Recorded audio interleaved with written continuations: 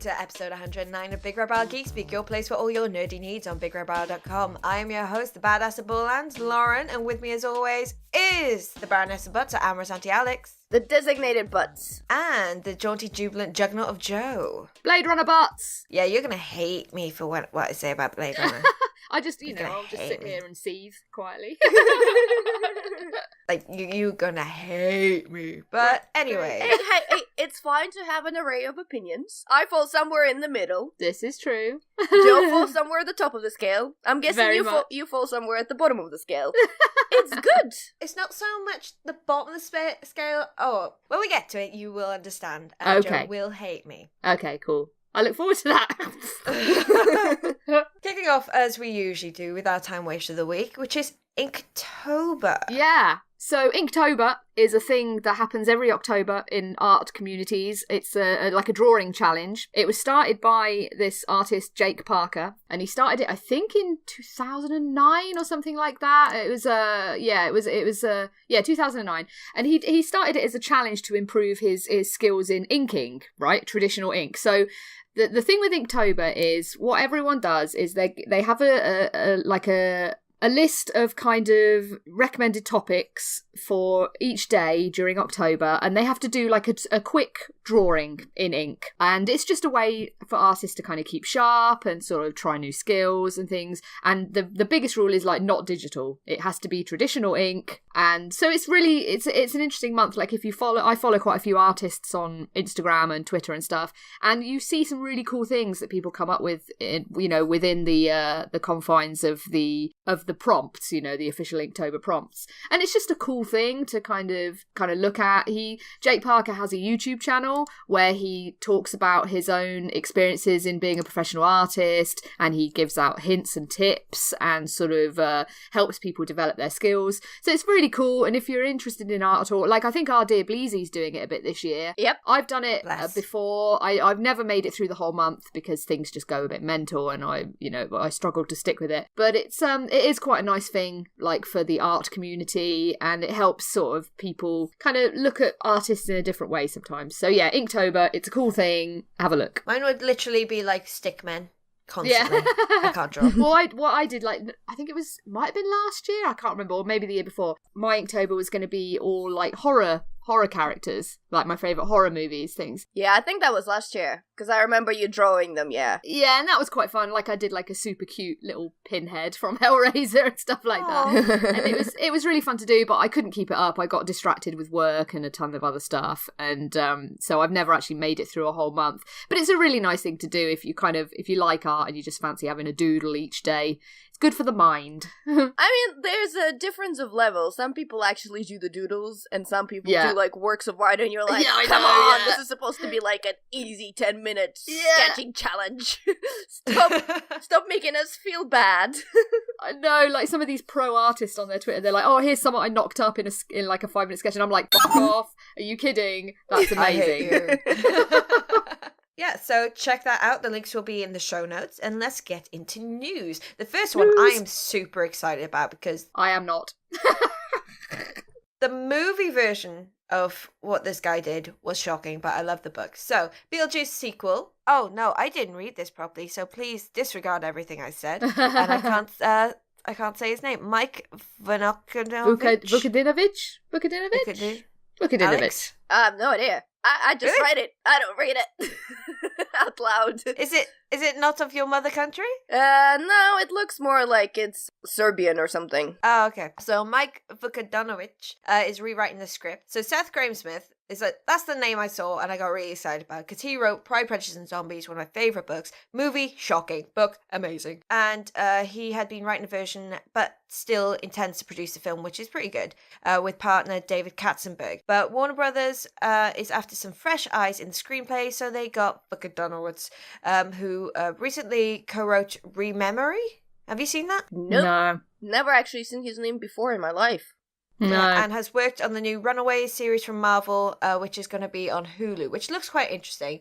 It's about two kids who've just discovered their powers, and their father and mother are very anti-mutant, and his dad's like part of a task force to find the mutants. It's not even out yet. The trailers look pretty cool. Yeah. It's got the guy from True Blood in it. Yeah. Can't remember his name. That looks really interesting, and if it's if it plays off as it looks in the trailer, then I kind of have hopes for this rewrite, because it looks like it's the source material is being kind of looked after quite well. So I think if he does well with the Marvel property, he might do well with Beetlejuice, because Beetlejuice has a strong place in my heart. Like yesterday, I went out like a goth little princess. I wore a crown, everything. Like really channeling my Lydia Dietz vibe. I am very much not interested in this in any way, shape, or form.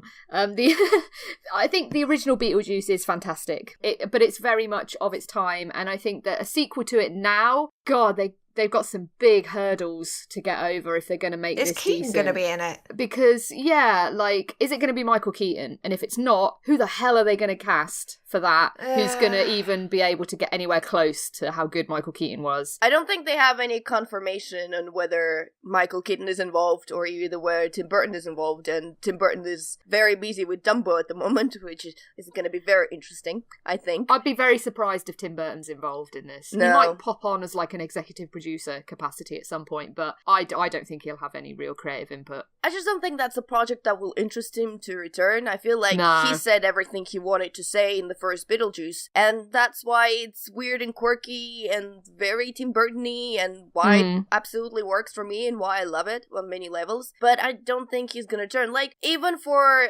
Alice in Wonderland, like, he did the first one, and after that he was like, well, I'm gonna give it to someone else, and he only, I think... I was just about to ask about that, because I wasn't sure, like... To be honest, the Alice in Wonderlands weren't great. They were okay. They were pretty. They were fine. The second one was subpar compared to the first one. I've not seen it. But I just looked it up on IMDb, Beetlejuice 2, and it says director Tim Burton at the moment. Interesting. Yeah. Interesting. We'll have to see how this develops. To be honest, though, I wouldn't trust IMDb on everything because people can edit it and add to it. So a lot of information that is not confirmed ends up on there that is not correct. So I wouldn't be 100% of this. I would wait until some big outlet or some press release that actually confirms that he's 100% involved. And IMDb sometimes can be a bit sketchy. Yeah, because I'm just looking at the trivia on there and it says Tim Burton said that the film would only be made if Michael Keaton would reprise his role.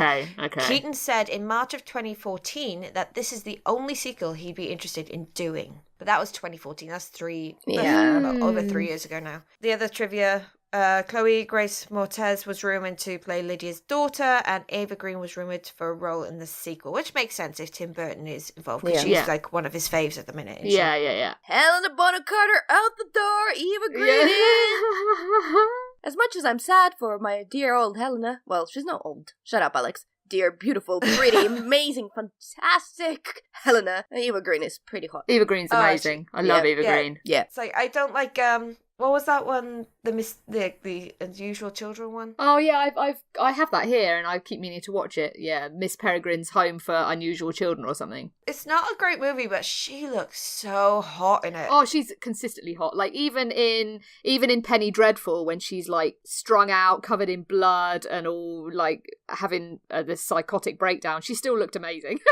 Yeah, and like Dark Shadows, that film is terrible. Yeah, but again, that's a terrible she looks film. hot as it. To be fair, it's pretty much Johnny Depp's fault that movie's terrible. Yep, I agree with that. I don't know. Chloe Grace Moretz was terrible in it. I don't know. She's not been in much of it though. It was mostly Johnny Depp front and center, just being really Johnny Depp. But we hate Johnny Depp right now, so we're not really that objective. True, very true. Okay, next piece of news: Settlers of Catan adaptation heads to the big screen. Interesting. Why? This is interesting many levels. So Settlers of Catan is a board game. It's a board game that doesn't really have a story. It doesn't really have lore. They brought battleships to the big screen. It's like, that is literally pegs in plastic. Why is that a movie? I didn't see the movie because it was just like, why? And then Rihanna. It's like, what's the point? Sorry, carry on. Yeah, no, it's just interesting what they're gonna do to it, because it is also such a fluid universe. You know, they have Catan of so many versions. They have Star Trek Catan. They have their Game of Thrones Catan is either coming out soon or will be, or have already come out. Like, Catan comes in all kinds of shapes and forms, so it's not like it has, even if there's no story in the board game, some of them have a really rich universes that you can get behind, and you can kind of source something out of them. Not that there has been kind of movies that, like Lauren pointed out, battleships, that what the hell was that? But I guess there they just wanted to create... The Dungeons and Dragons movie. Oh my god, I know, right? That was just depressing. It's just like, the amount of lore in Dungeons and Dragons, you could do so many amazing storylines, but it's like, okay, there's a dude with blue lips. Oh, that film was so bad. Yeah, just a bit. It had Jeremy Irons in it. I'm prone to like it. Yeah, but he was terrible in it. He was so bad in it.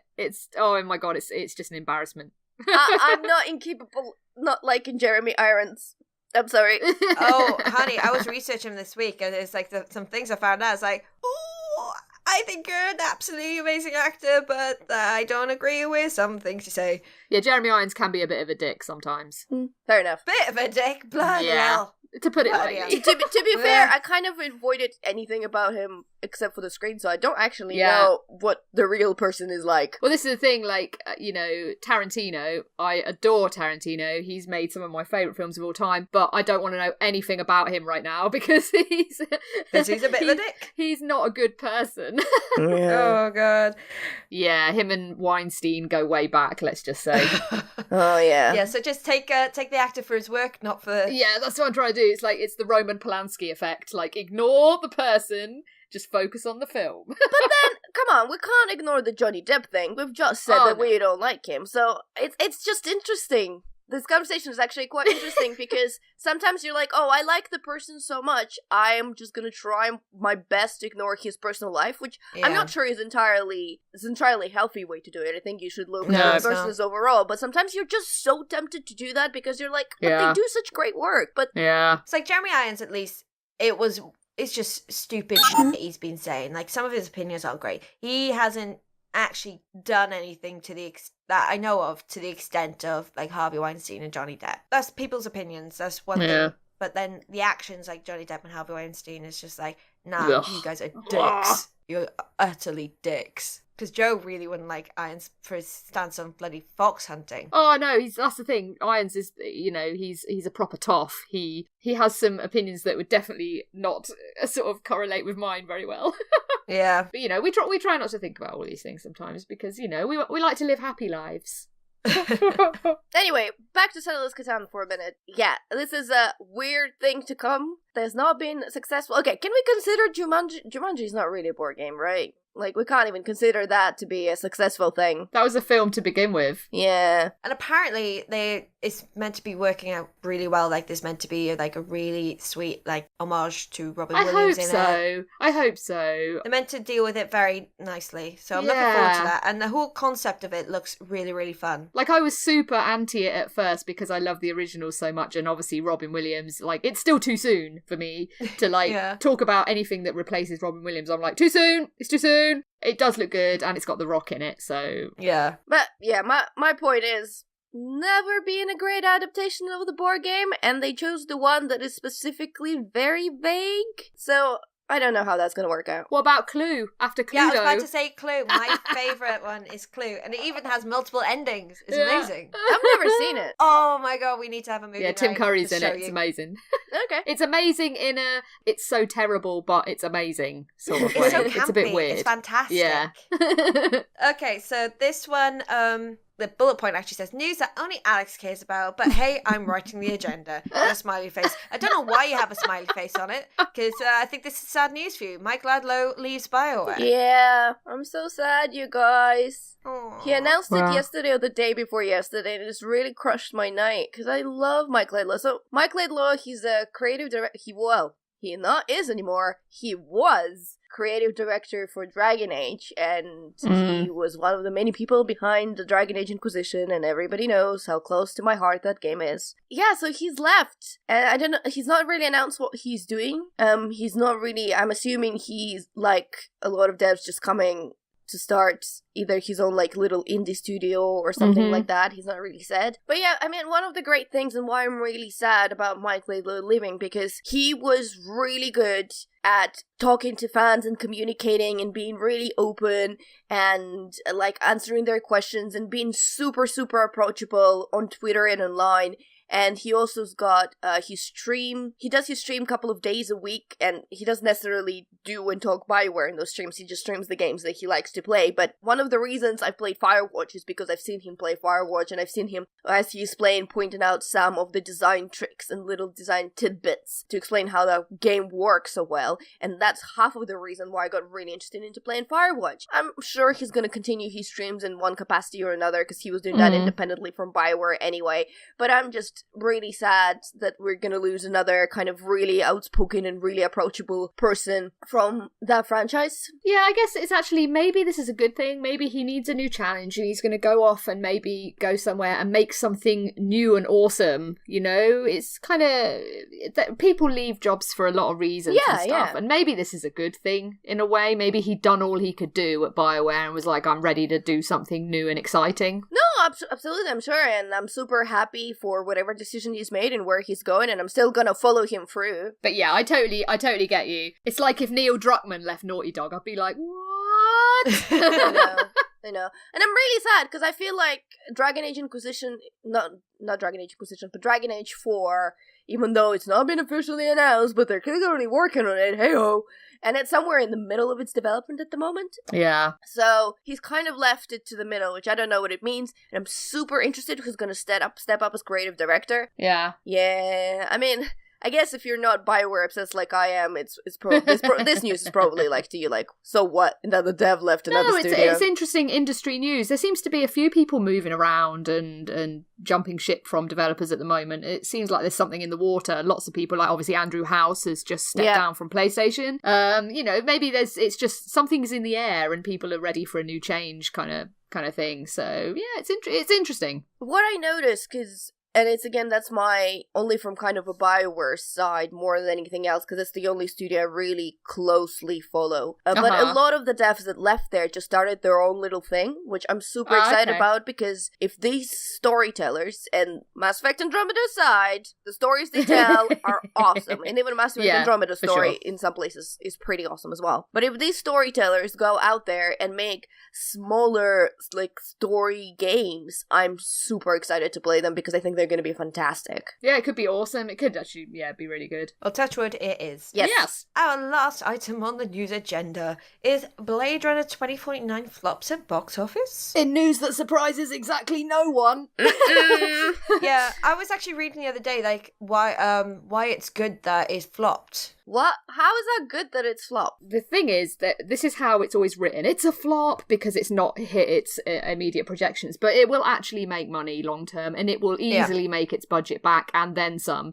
Because people have high expectations and it didn't hit those immediately on its opening weekend for a whole bunch of reasons, people are like, oh my god, it's a massive flop, and it's going to be a news story because the original one flopped, and so everyone likes to sort of say, oh, just the same, oh no. Yeah, the original's just broken even. It sort of, I think, Warner Brothers wrote it off a long time ago, so well, they kept, like, changing it, chopping it. It's like, what do you bloody expect? But that's the only reason it made the money it has. If they hadn't done all that, it would still be on about 8 million.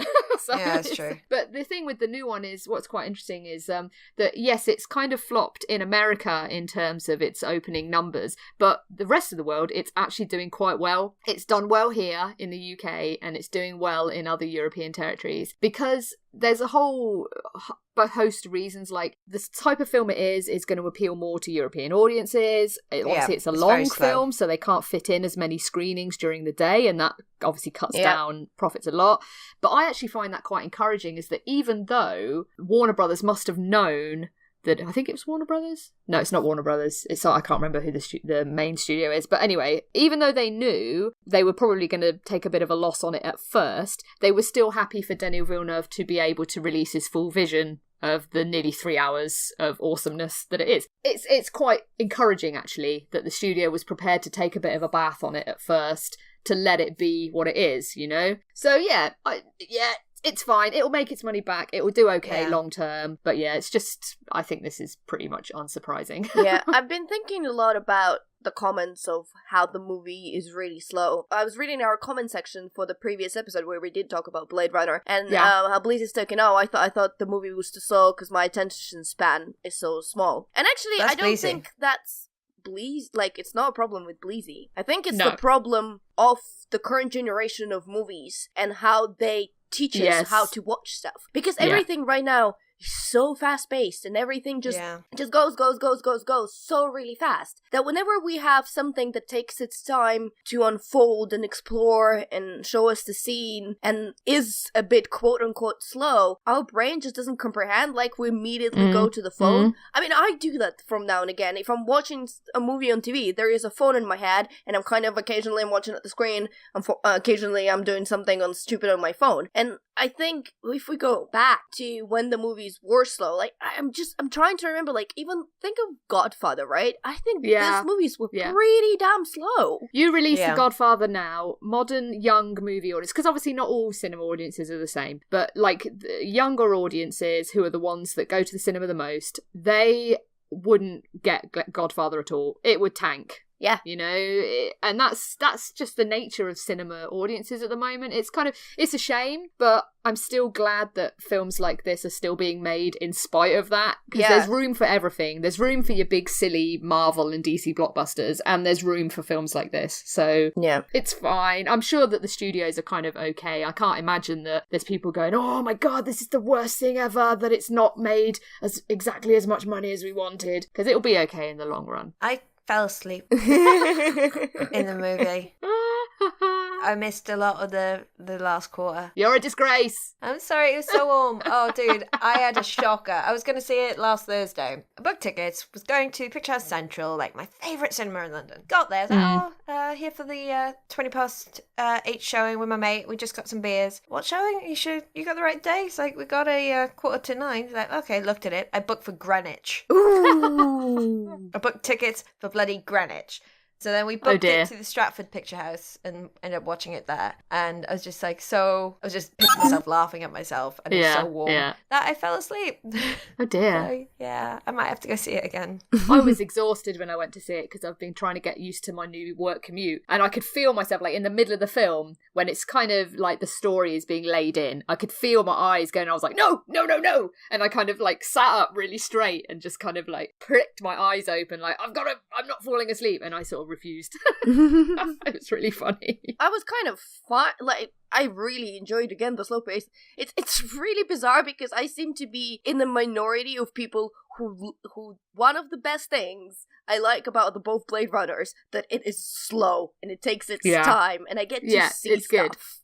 Good. Yeah. That's absolutely fine. It's just when it's in a very warm, dark cinema, it's just okay, I could just nod off right now. That's great. And I was a few beers in as well. Anyway, that's it for the news this week. Let's get on to our topics. Right, this was asked for, I can't remember who asked for this. Maybe Richard Kirk, maybe? Possibly. It was on the Twitters. But Rick and Morty ended last week. Yes. Alex, are you up to date, or do you watch? I don't watch Rick and Morty. I know, right? It's so good. You up to date, Joe? Yeah. Were you disappointed in the finale? No, I thought it was great. I was disappointed. Oh, really? I don't think it was as strong as season 2 finale. What happened in the season 2 finale? Rick got arrested. Oh, yeah, okay, yeah. No, I liked it. I liked it a lot. I thought it was really clever. It was really clever. It's kind of like, everything's reset. It's like, okay. But like, I'm thinking, like, what do you think about, I can't remember her name at the minute, Beth. Is she real? I think it's a question that should never be answered.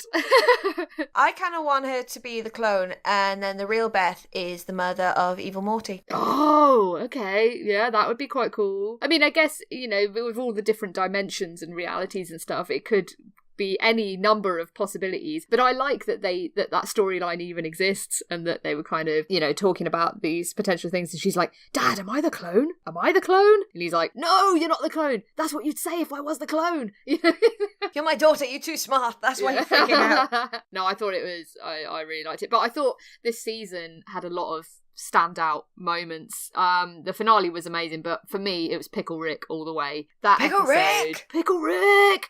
I just thought it was just absolutely genius from beginning to end. It was hilarious. It was well animated. It was just great. I love Pickle Rick. That was brilliant. Also, there was another one. My favourite was the Rick Lantis. Oh, yeah, that's what I was going to say. That was, I think a lot of people consider that the best episode so far. It's just that was brilliant too. But I love that show. It's so good. I came to it really late. Like, I only started watching them this year. Doesn't matter what time you get to it, as long as you enjoy it. And I just thought it was hilarious. It was so good. Like, from the second episode of all of them, I was like, yeah, okay, I'm on board.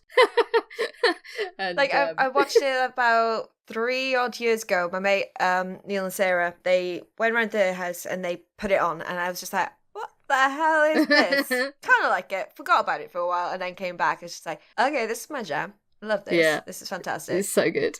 Me and my housemates routinely just get home from work or the bar and just like put on old episodes and just rewatch them over and over again. Evil Morty, he's my spirit animal now. So I've been listening to Evil Morty's theme constantly. It's by a blonde redhead for the Broken Coda. Oh, okay. That's the actual song. It's on Spotify and it's utterly fantastic and so menacing. I love it. Rick and Morty, hopefully it won't be too long until it comes back. Ooh, maybe I got a big beard.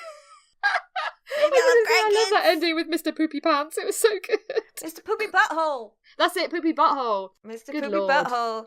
Ooh, Mr. Poopy Butthole. I might have some grandkids. Might have a big center beard. But yes, Mr. Poopy Butthole. This means nothing to Alex. No, Alex is like, what's happening? What? What's going on?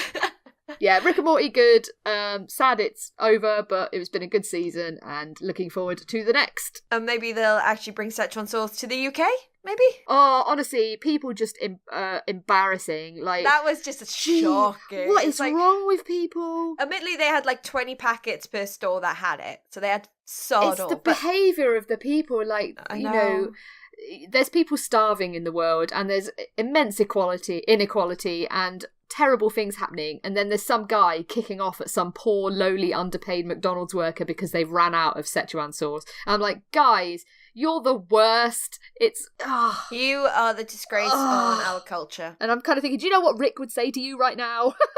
Get wrecked.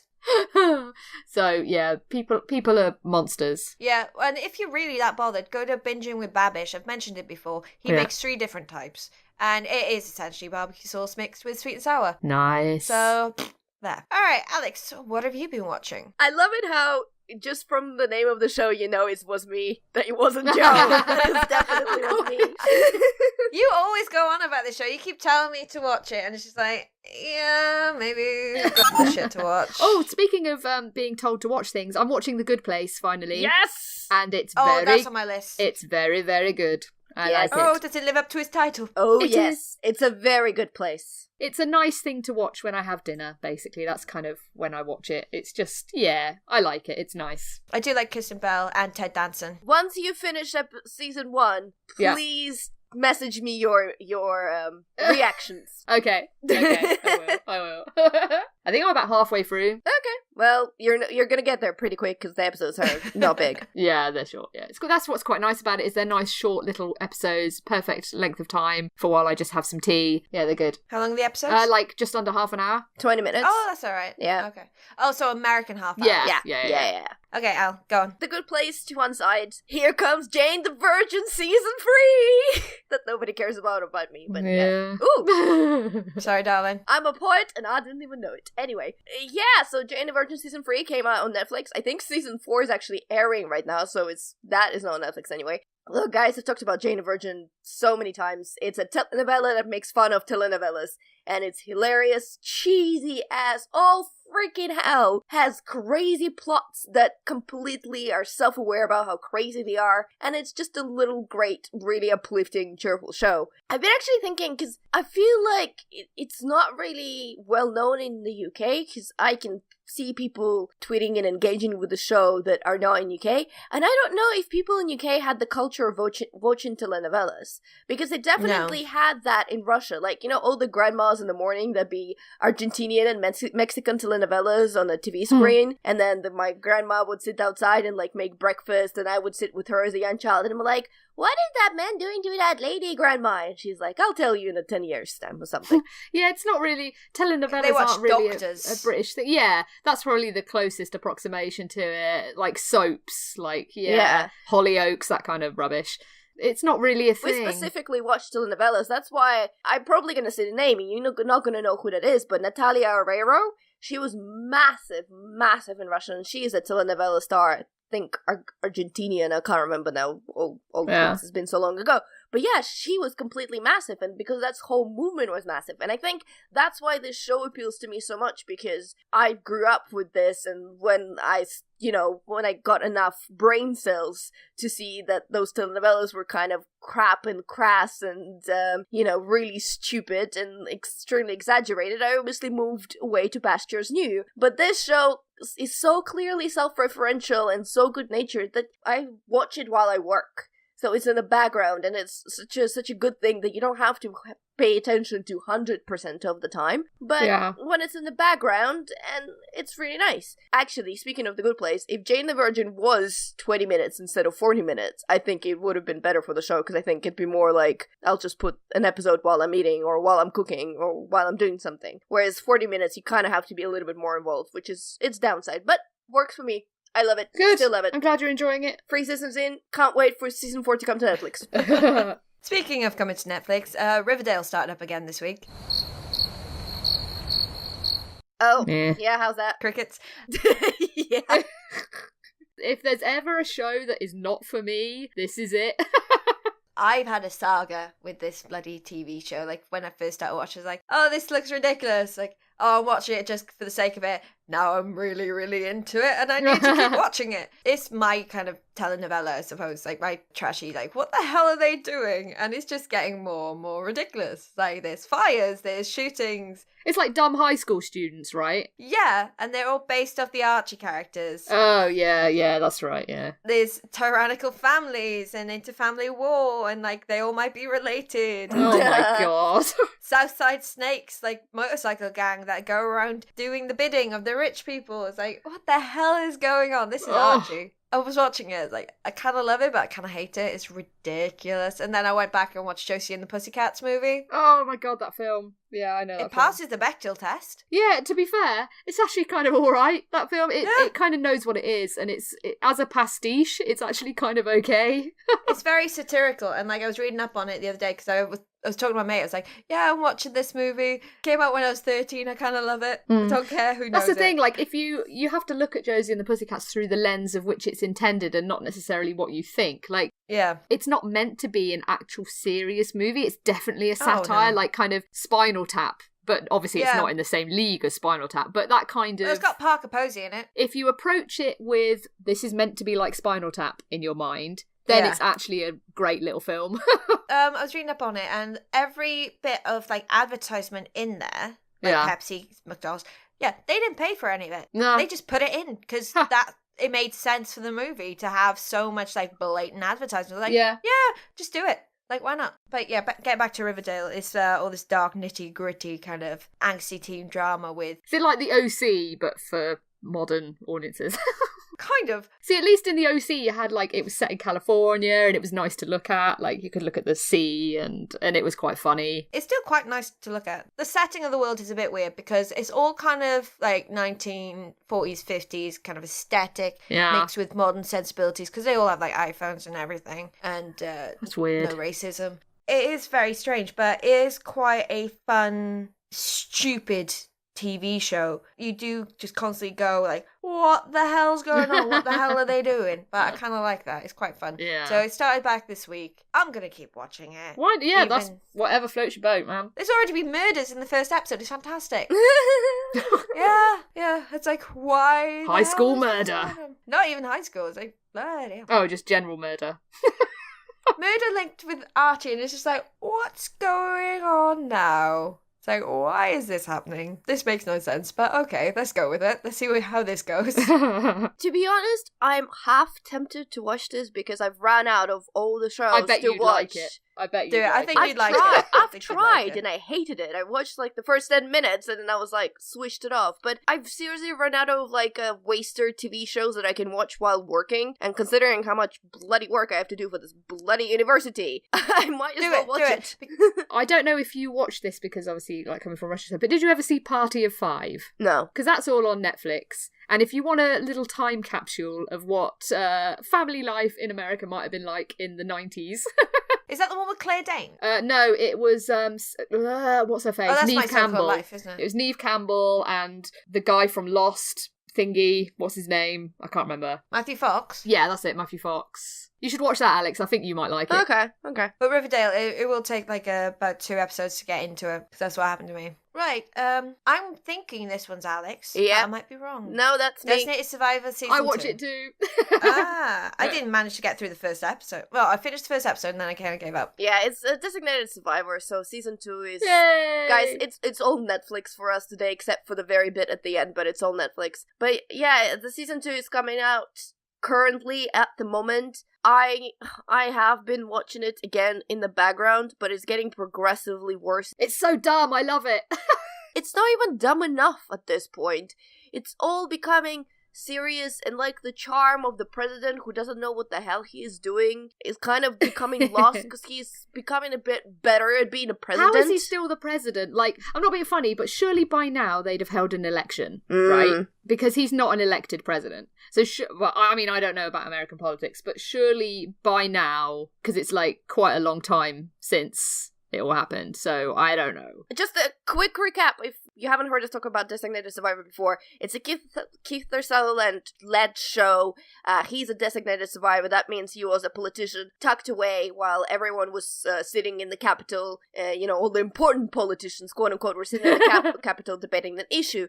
The Capitol gets bombed, everyone dies, so he becomes kind of the unelected president because he's pretty much the only out of the current government to be alive. And after that, there comes all the struggle and all the political machinations and the subplot of actually who bombed the Capitol. But yeah, I'm slowly losing my will with that show. It's just... I'm still well into it. I'm still really enjoying it, like, because it's so ludicrous, and it's kind of, it's almost even though the character is different, it's like a little glimpse of what it would be like if Jack Bauer was president. Yeah, I've never watched 24, so that's lost on me. What? No, Alex, I've never watched 24. You must watch 24. It's so good. There's only so much Keith Sutherland I can take. No, Kiefer Sutherland all day, every day. Nope. I love him so much. Kiefer Sutherland's amazing. But yeah, I quite like Designated Survivor, even though it's pretty dumb. It doesn't make a lot of sense. It's a little bit silly in terms of like what's happening in the plot right now. I won't go into it because spoilers. It's ludicrous. But that's kind of okay. And sometimes that's another one that me and the fella, we watch it together and we're both like, ooh, what's happening now kind of thing. Yeah. It's a good watch. I can't even master the ooh. I'm like just, oh, not again.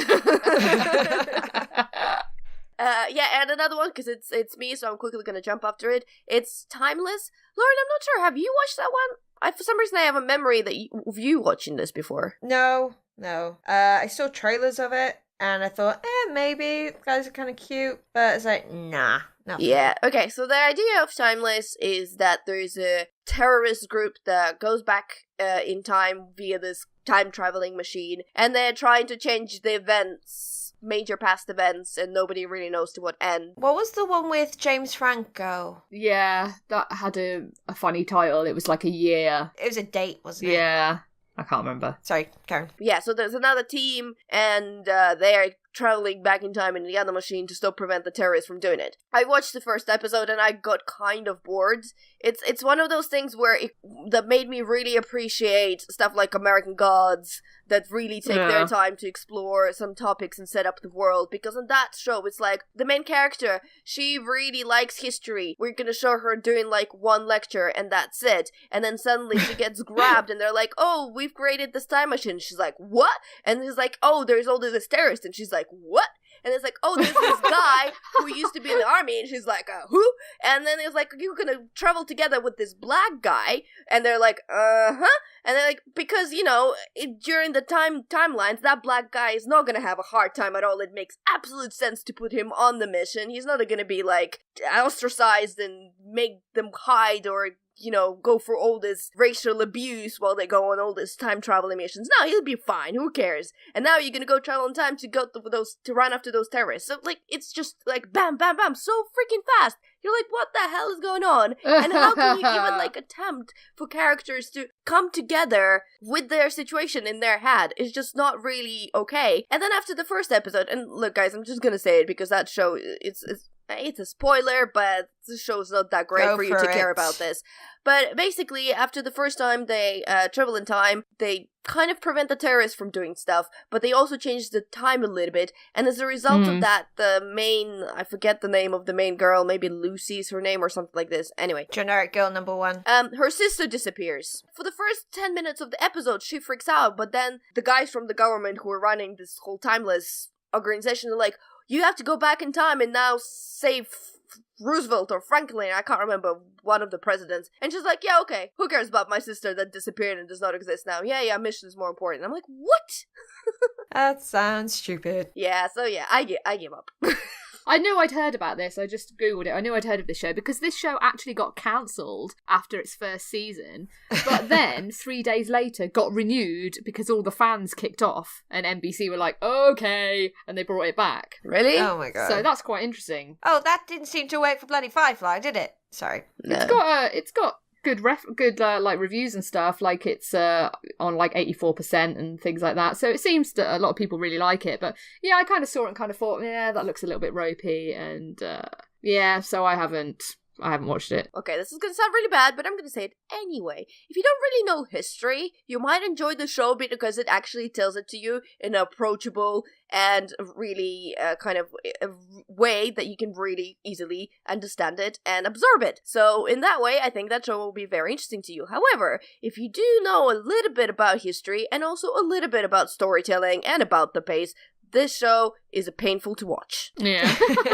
Yeah, I've got too much to watch it as it is. I can't imagine I'm going to be bothering with this, to be honest. It just sounds 12 quite dull. Monkeys is better, and that's also time traveling. I still need to watch that. I love the movie. That idea was good for the movie. When you stretch it over many, many, many episodes, you kind of become bored of it. Is Terry Gilliam involved in it or not? No. I don't think so, no. Yeah, if you take away Terry Gilliam, then what's the point? Nah. Yeah. Yeah. The concept is interesting anyway, but it's the Gilliam of it that makes it a movie. I love all the Gilliam. I know, it's the Gilliam of it. I told you I met him, right? I know, I hate you. I love that guy. He was so nice. He was so lovely, really funny, really I can generous. imagine he was. Yeah, really nice person. Oh, so jealous. Yeah, sorry. Okay, and on to something that you two will just run the gun with, because I have no say. Go for it. Overwatch Halloween event. Yeah. Zone. It is time. It's the best time of year. Halloween is the best time of year. No question. I love Halloween. And of course, now we have the Overwatch event. And so we've got lots of exciting new skins, like that new Zenyatta skin just is life. I need it. That new Symmetra skin is life. I need it. So good. But also, recently, we've had some character updates. So Mercy has had a big old change to how she plays, and Diva too. And yeah, so it's like the game's been sort of reinvigorated a little bit, which is quite nice. I'm loving the new Mercy. I think I'm a Mercy main, and I think she just plays great right now. She's so good. The changes are so strong. She's actually a little more challenging to play, which is good. Yeah, she's awesome. What do you think, Alec? Yeah, no, I agree. I think she's great. I think, and they will be bringing changes to her because she is so powerful right now. Yeah, she's a little bit OP, to be fair. Well, here's the thing. The way the Overwatch works right now, you absolutely have to have Mercy on your team or your possibilities of winning that round will not be good. Because before, how it used to go, it was all about the picks. So whatever you are defending on the payload or you are going on the objective or something like that, you get one pick, so you get to kill one of the opponent's characters. And you move, go, you attack, you go straight away. Now, that is completely cancelled because Mercy can fly in and res that one person. So now you absolutely have to get at least 2 picks to start attacking properly into like go. Basically, you have to target the Mercy first. Yeah. This is the thing that a lot of people struggle with, is like, target the healers first. You know? So, yeah, people, I guess, just need to get into that mindset again of kill her first, then kill the others. So Mercy's a sexy witch in this one. Well, that's one of her Halloween skin from last year, and it's available again. So, of course, Alex and I, the first thing we did was buy it, because we didn't get it last year. Yeah, of course, the only 2 people, like, well, not the only 2 people. The only people that played Mercy in our group didn't get the skins, and everyone else who didn't play Mercy got the skins, and we were like, and they couldn't resist but rub it in our face, like, look at that new skin, and I'm like, go away. So now we both have it. Yeah, I'm just looking on Polygon, because they got a bunch of pictures of it, and there's one that kind of looks like Diablo. Yeah. What do you mean, Diablo? She looks like a demonic person. It could be Symmetra, that could be the Symmetra dragon skin. Is it female or male? Female. Yeah, I think that's Symmetra. I like that one. Yeah. Yeah, it's good. And I like the robot you want, because that's Zenyatta, he's Cthulhu. Yeah. Yeah. That's cool. I really need that skin, but it's 3,000 coins, and I have like 200. Yeah. So, I'm praying to the loot box gods. Is it Hanzo who's dressed as a cowboy? No, that's McCree. That's McCree. He's like Van Helsing. Van Helsing, yeah. Is his skin. Yeah.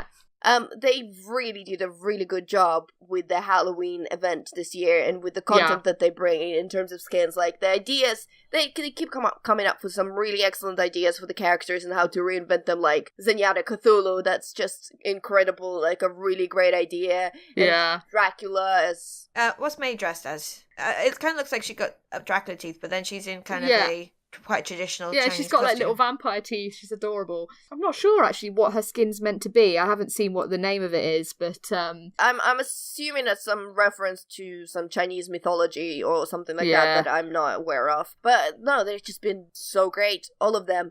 And the game has just really changed in a couple of last months with the new Mercy and then the new Diva, which I was skeptical about at first, but I do actually think she is better and more interesting to play now. And if you get a free weekend, because Overwatch does it sometimes, they do like you can play a game for free for a free weekend. That's right. Yeah. You should really try and play it and get on that payload, so to speak. Get on the payload. Get on the payload. Yeah, because it's been fantastic. And I had this whole thing with the Mercy where I was really getting frustrated playing the original one, and I kind of agree to why they've changed her so much. Yes. And now she's so much. She is, like you said, Josh, there's so much more skill in actually playing her. And you almost have to readjust your thinking on how on how you do play her. It's quite good. Like, she actually suits my playstyle even more than she did before, because I was never keen on that Mercy thing that you do when you've got your ultimate ready, where you just like, right, I've got my ult, I'm just going to hide a little bit and just kind of heal you from around this corner and then pop out and res you all when you all die. I never liked doing that because I just felt so out of the fight, whereas now New Mercy doesn't work like that anymore. That's not her ultimate anymore, so you're actually needing to be involved all the time.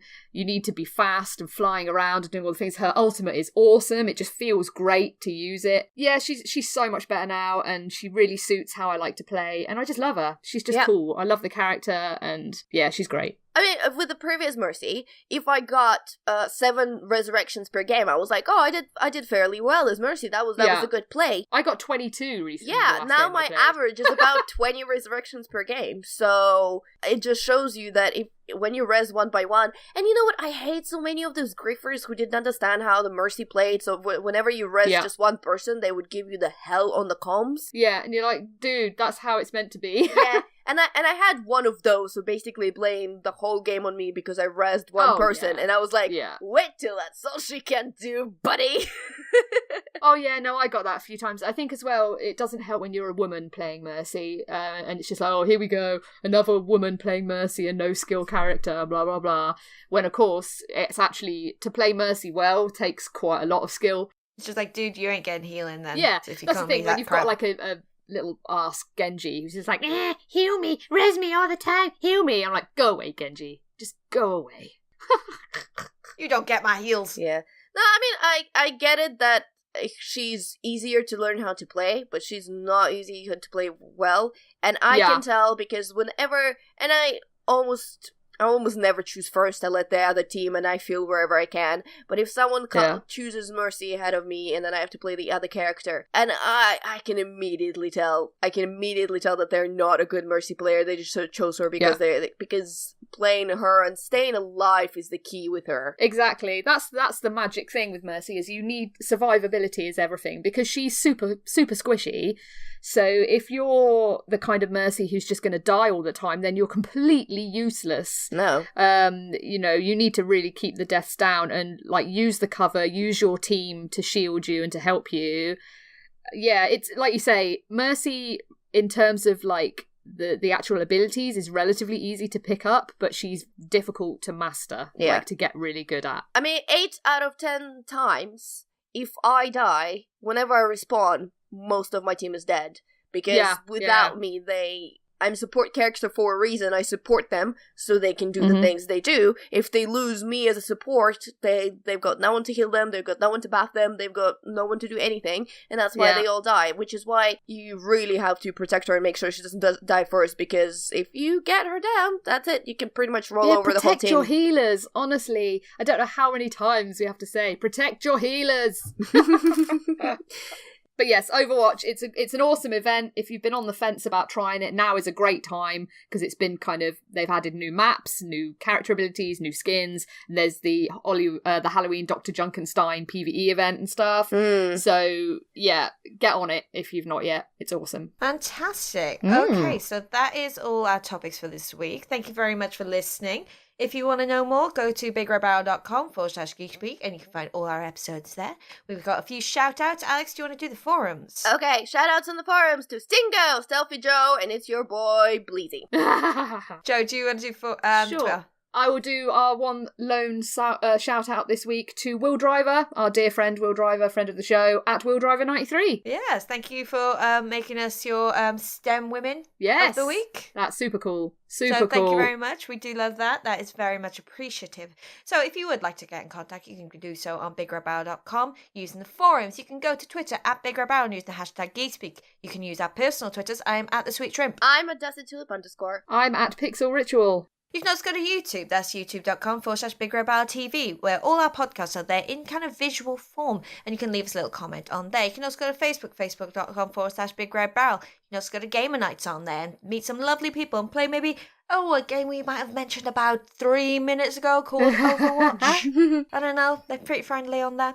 You can also go to iTunes and leave us a 5-star review if you think that's what we deserve. We kind of do. And we also have Tabletop Tuesday. So every Tuesday in Loading Bar in Dalston in London, we have a little event where you could go along, play a featured game and win it that very evening. Alex, what's the featured game this week? So this week, 17th of October, our feature game is Spyfall 2. So Spyfall 2 is a spy deduction game. I suck at Spyfall so bad. I am the worst at Spyfall. The idea is that everyone around the table, they get a card. And on that card, there is a location and a drawing of location. However, around that table, there is also a spy. In the Spyfall 2, there can be up to 2 spies. And they don't know the location is. And then the players proceed to ask each other yes or no questions. And the spy try to fake that they know where a location is while trying to figure out which location it is. It's pretty good fun. I suck so bad. Because anytime I'm the spy, people know immediately. I can't lie for a start, and I just look immediately shifty, like, oh, I'm the spy, oh no, and I'm just terrible at keeping it quiet. So yeah, Spyfall is not a game for me. I'm just going to plug something on the 18th of October, which is happening in Loading Bar in Stratford, Secret Weapon, which is our second ever pub quiz. Ooh. So we got a nerdy pub quiz written by yours truly. So come along. We've got mulled cider on tap. Well, not on tap, in a urn. And you can drink it, laugh at my questions, and try and win some prizes. So come along. Sounds cool. Yeah. We also have cookies and booze. So every Sunday, our lovely Alex and the wonderful Julia, they stream some interesting games. What are you streaming at the moment? Well, there's a question. We don't actually know what we're streaming coming Sunday. So the Sunday just passed. Yeah, because we finished last day of June, which was adorable, and Julia cried on the stream, so it was the best. Because that game was emotional, guys. It's such a great ending to that game. But yeah, so we're not entirely sure. Maybe Shadow of Mordor, since we have access to that, and I don't have to buy it and give Warner Brothers any money because someone already did that. So maybe that, maybe something else. Don't know. But yeah, it's still happening. This Sunday, 8 p.m. Cookies and twitch.tv/cookiesandbooze. And yeah, we're gonna continue. And then on the 4th, we are gonna do the whole 24-hour Extra Life stream. That's right, Extra Life, yeah. We have Extra Life going up, which is November the 4th, I want to say. Mm-hmm. Yeah, got it right. So a number of lovely Big Red Barrel people will be getting involved. Damon's been tweeting out his link. Alex, you've been tweeting out your link? Yep, so me and Julia are doing a joint account now. Well, it's still in my name because I registered and it's easier, but it's a Cookies and Booze account. And there is a link on my Twitter. There is a link on Cookies and Booze Twitch channel. I will be posting about it. You know, I'll post it in the description for this episode as well. So, guys, any help, as small as big, absolutely appreciate it. If you can't, spread the word, just retweet. And it doesn't actually, I honestly don't care if you donate to me or to someone else. It's whole one big event. Just support the people are participating. Just give them all the money. So if you didn't know, Extra Life is an event. It happens annually on the date specified by the Extra Life, which is our organization. And obviously, as we said, it falls on the 4th of November this year. But what they do is they support Children Miracles Hospital Network, which is a series of hospitals that help to save life of kids, basically. Most of them are American hospitals, but there's also some international hospitals and hospitals that pick up kids from all over the world to perform really crucial and complicated procedures. It's a Canadian International Hospital and so on. And when you sign up to the Extra Life, you can choose the one to which donate. So I'm donating to one of the international hospitals on there. It's a really great charity. There is absolutely, it doesn't matter where you're saving kids. If there's a sick kid, a human intention to save the kid and to help as much as you can. So this is what we're doing. It's a really fun event. Every year, BigRedBarel team is participating. I don't know how many years now in a row, 5 or 6 they've been doing. Yeah, you've been doing it for a long time. Yeah, for sure. And it's been great. This is my 3rd year, so fingers crossed, doesn't get easier every year, I have to say. No, as a veteran of 24-hour marathons myself, it does. I'm with you. It's not an easy thing. No. People think you're just playing games for 24 hours. It's really not that easy. No. It's a marathon. You need to be But planning. It's a hell of a lot easier than being a sick kid in hospital. Exactly. So, Exactly. It's a little thing we can do to help. Absolutely. It's a really great thing. So yeah, everyone give them all of your money. And I'm guessing some of the Destiny clan might be doing a few raids during that. Yeah, I don't have solid plan on what's actually happening with Cookies and Booze in particular. We need to choose a series of games that we're going to be playing. I'm sure the guys will be doing their Destiny raid. I don't think I'm gonna be joining them because I probably won't get my power level up that high to join them. But I'm definitely planning some Overwatch at some point as well. There's definitely going to be there. Cool. But nice. One thing I do want to say about donating. So obviously, if you can, please, if you want to spread the word, do that. I do, however, want to say, I kind of feel when this kind of fundraising events happen, it almost, if you're unable to donate because you don't have money, I always feel like don't feel guilty about it.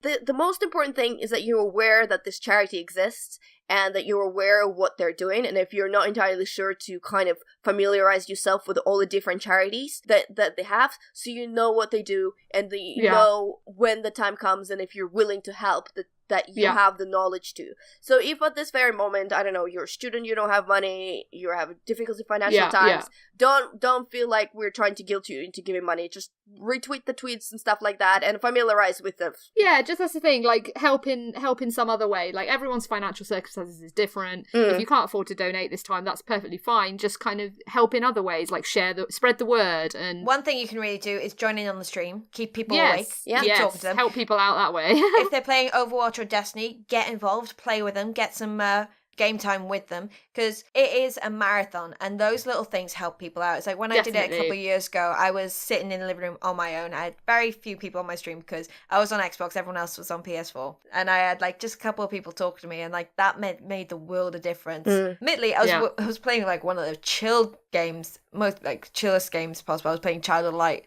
and I completed that, and it's just so relaxing, and you kind of like fall into like a lull, and then you just see a message like, oh, someone to talk to, great, thank you. People have been fantastic both years that way. The first year when we did the last 12 hours, I did a completely brand new playthrough of Dragon Age Inquisition, and we had someone absolutely new to the stream, like not our friend, not someone we knew in real life, joining in and just stay with us for the whole 12 hours for that stream. Yeah, I had that when I did Walking Dead, and it was like the last 2 hours of my stream. I had done all of Wolf Among Us, then I did all of Child of Light, and then I had about 2 hours left, and I was flagging and the game started glitching. Like there was a section where I just kept looking at Lee's crotch, and I was like, what the hell's going on? Am I going mental? And this person was talking to me. It's like, yeah, it happened to me too. We were just chatting. It's like, thank you. Like, those last like few hours, it's just nice to have that bit of input. And the same with Tales from Borderlands that we were playing last year. We both, Julie and me, were just falling asleep on each other's shoulders, and there was one person in the chat that once again would just mention like, keep going guys, wake up. And it means a world when you're streaming and when you're definitely tired, that there's someone actually just to be like, hello, I'm still there, how you guys doing? You're doing great. Like it's amazing. So even on the day, if you can just pop up to different, because there's going to be so many people streaming on the Extra Life, and you just pop up and like kind of just say hello, and you'll make their day. Seriously. Keep going, guys. Yeah, you can do it. And drink lots of ice water if you're actually streaming. Yeah, that will keep you awake. Don't have energy drinks because you'll have crashes. No, don't eat lots of they're sugary a bad stuff. idea. Yeah. Ice water was like my jam. And healthy foods, like healthy food that keeps you going. I made like a care box. Yeah. I made a care package for me, and Coleman was streaming upstairs at the time, and I made us both a box of food and snacks just to keep us going, like sausage, like sandwiches, bagels, water. Like he had tornado. Bloody hell! Well, of course, bad idea. Yeah, and like I just had like massive jugs of ice water, and I was like caning those. Like I had to pee a lot, but it kept me awake. Yeah. That's Lauren's pro tip for Extra Life. Yeah, I think that's it for this week. So thank you very much for listening to episode 109 of BigRedBarel Geek Speak. I've been Lauren. I've been Butts. I've been Joe. And we bid you goodbye. Bye. Butts.